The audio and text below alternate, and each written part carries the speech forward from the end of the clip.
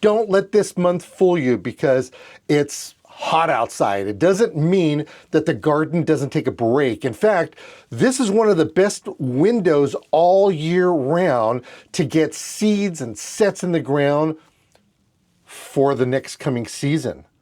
Harvest that. You'll have eating fresh all the way through Thanksgiving and maybe even through the New Year's.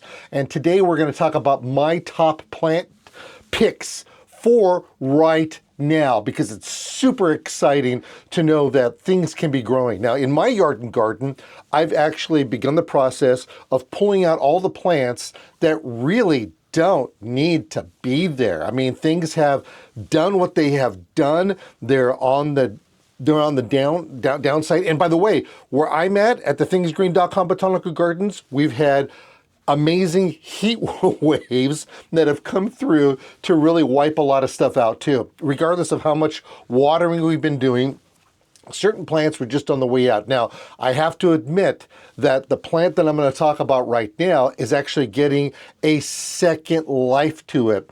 And it happens to be beans. And those are the things that we can plant right now so that they'll take them all the way through, hopefully through the year. Now, beans, they've been cultivated by humans for over 7,000 years. And the Native American growers, they figured out how to do it. They would pair those beans with corn and squash for the famous Three Sisters planting method. You know exactly what I'm talking about. That's where you have the corn growing up, the vines grow up around it, and then you have the squash around that to suppress the weeds. And of course, the beans add into the soil. They put nitrogen in the soil. That right there is just mind-blowing in itself.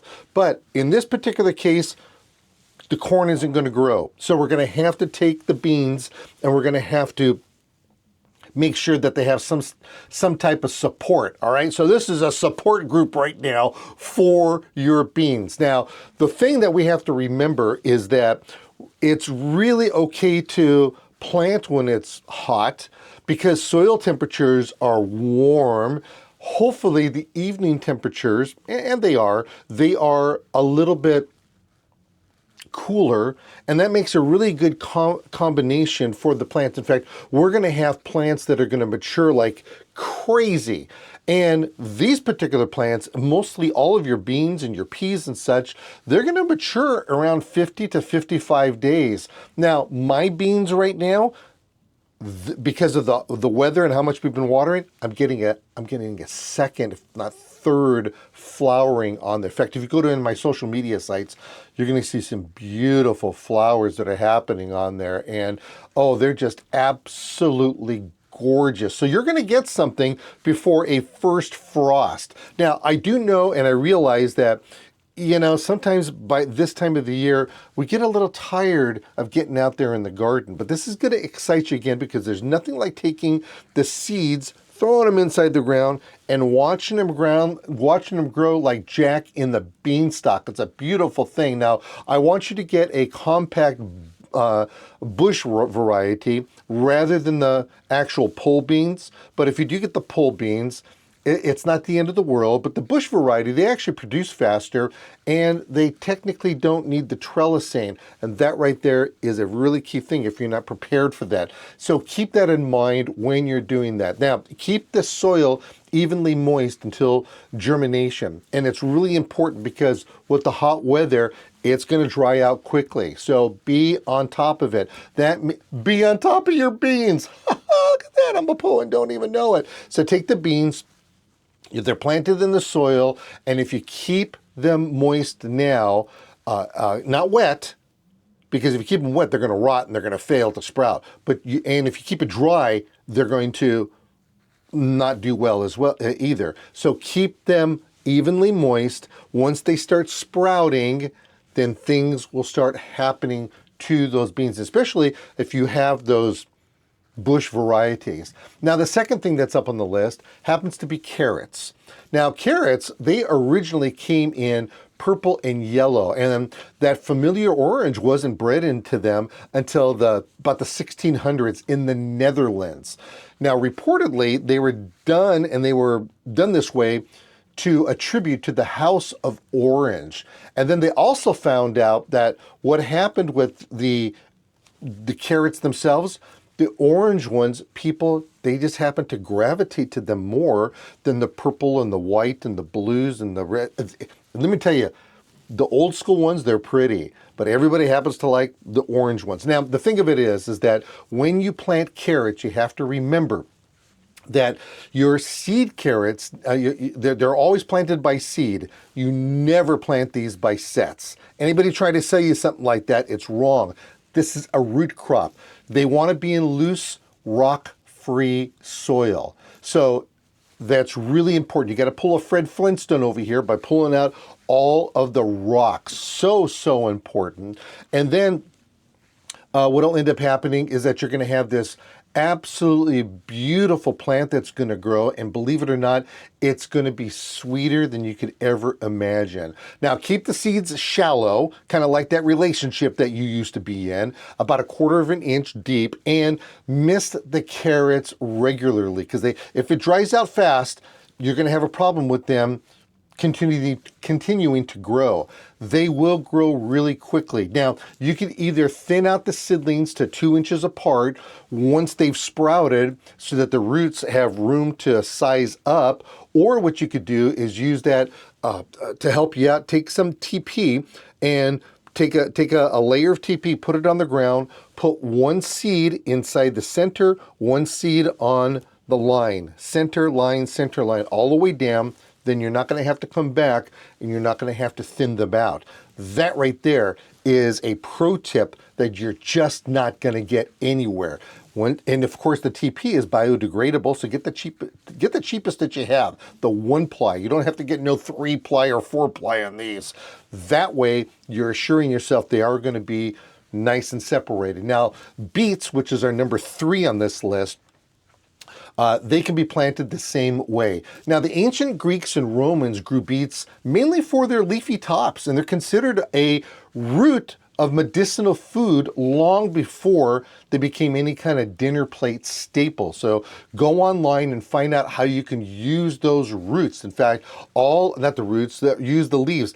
I actually gave the leaves to a friend of mine, and boy, she cooked them up and she ate them, and she absolutely loves that. Mrs. Things Green isn't into those right now, but anyway, they did absolutely great with those leaves. Sow the seeds directly in the ground, each with a what do you call it, so that they're separated like we talk, and then this way you don't have to come back and do any kind of planting. Again, like with the carrots, make sure you have a rich, well-draining soil. Thin those clusters to one seedling every 2 to 3 inches apart if you want to prevent that overcrowding and the misshapen roots, because they really get yucky. Now, there's really 2 kind of roots that happen. One are very long roots, and the other ones are the roundish kind. You have to decide what you want. Either way, both the roots and the greens are edible, so treat those beets as if they are a Two-Fer crop. You get two plants out of one plant, and learn how to use those leaves as well. It's a beautiful thing. Next on our list, broccoli. Broccoli, I have to tell you, is hands down one of my funnest plants. I absolutely love broccoli. I mean, they're like little trees, aren't they? It's the cutest thing. Okay, so broccoli was so prized in ancient Rome that the historian Pliny the Elder wrote about it. Yeah, and Italian immigrants are accredited with bringing it to America in the gardens in, it was like the earliest 20th century, or, a long time ago.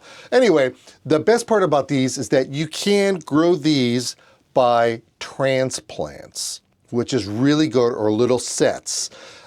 If you want to try them by seed, you can, but it's not the end of the world. But you could take and you can plant these things if you have a mild winter. Let's do it this way.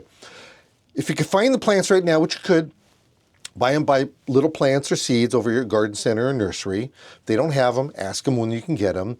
And then if you want to plant them by seed in a mild area of the country, then you can plant them by seed. Do that part. Okay, now space these plants around 18 to 24 inches apart, and to give them room for the developing heads, because they're going to need that for them to bulk up and to get nice and big. If you put them too close together, they're not going to happen for you. It's the plants need the room, they need the air. And once you've cut a main head, you want to leave that plant in place, because many varieties, what they're going to do is that they're going to give you smaller side shoots for a very long time. It is the plant that keeps on giving, and you don't wait for those small shoots to get big like that original one. They're just going to be smaller like this, and then you lop them off the plant as close to the stem as possible. You don't want to leave a big old stump on there. Then you can cut the stump part off in the kitchen. Once you do that, then you're going to be okay with just the tree and just a little bit of the part that's holding on to it. Very, very important. And then, you know what? Wash this stuff too afterwards, because there's all kinds of nooks and crannies when we're talking about broccoli. Yeah. The nooks and crannies can have insects, so make sure that you soak it out and you're going to be just okay. All right, the plant that is like a superfood, because it was once one of the common vegetables in Europe throughout the Middle Ages, and it was valued for its surviving frost, and its flavor actually improves after a light freeze, and that would be kale. There's the curly kale, there's the straight kale, there's all kinds of different varieties of the kale. You can actually direct seed these or plant them by sets, and kale germinates readily even in very warm late summer soil. It actually does extremely well. Now the thing of it is that you do want to, after they've germinated before, and remember space them out, okay? You want to mulch around the base to keep the roots cool during the daytime temperatures, because if they're still very, very hot, that right there can cause a little bit of a problem. So the mulch is going to be really important. When you water, it's going to cool the mulch down. That right there is really, really awesome. And then you're going to harvest the leaves first from the outside to let the center keep producing. You just don't chop the whole thing off. If you chop the whole thing off, the plant is not going to grow anymore, or you're not going to get very many heads on there. So if you've ever seen a kale plant before, it grows on a stalk, and the stalk actually gets thicker and thicker and thicker as it grows like this, and then it kind of like branches out, and then you get this head. Pull those outer leaves out, and then it keeps on growing as you're pulling them down. You're actually getting rid of the layers, if you may, and that right there is, it's really a plant that does keep on giving, and it really doesn't matter what variety it is. It's going to be absolutely awesome. Of course, with kale, you have to learn to like the taste with it. Not everybody enjoys it, unlike lettuce. Very few people and very few places don't like lettuce, right? Lettuce was originally grown by the ancient Egyptians as an aphrodisiac and oilseed crop, not as a leafy salad green as we know it today, but today's a different story. Now, you do want to choose a heat-tolerant variety or slow bolt varieties for seeding early in the month while it's still warm. Okay, now we do know what bolting is. You remember that? We talked about it before, to where you'll have let's just say you'll have a lettuce right here, and then it just, the head of lettuce, regardless if it's a head itself or the other type, leaf lettuce, and then all of a sudden it gets way too hot and boom, it shoots up, and you've got this, you've got this trunk on the plant.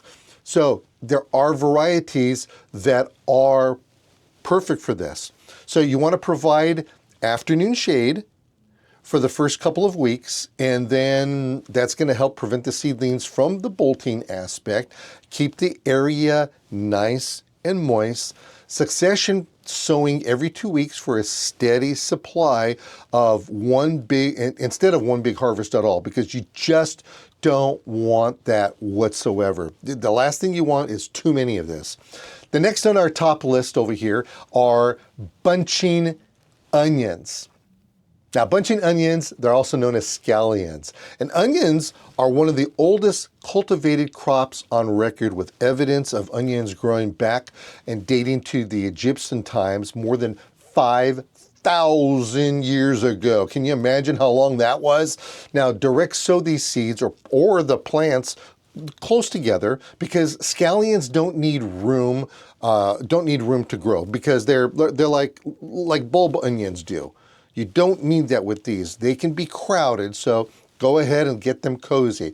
Keep the beds consistently moist, since shallow onion roots will dry out quickly in late summer heat, and then harvest them in as little as 60 days by pulling individual stalks out and letting the rest keep growing.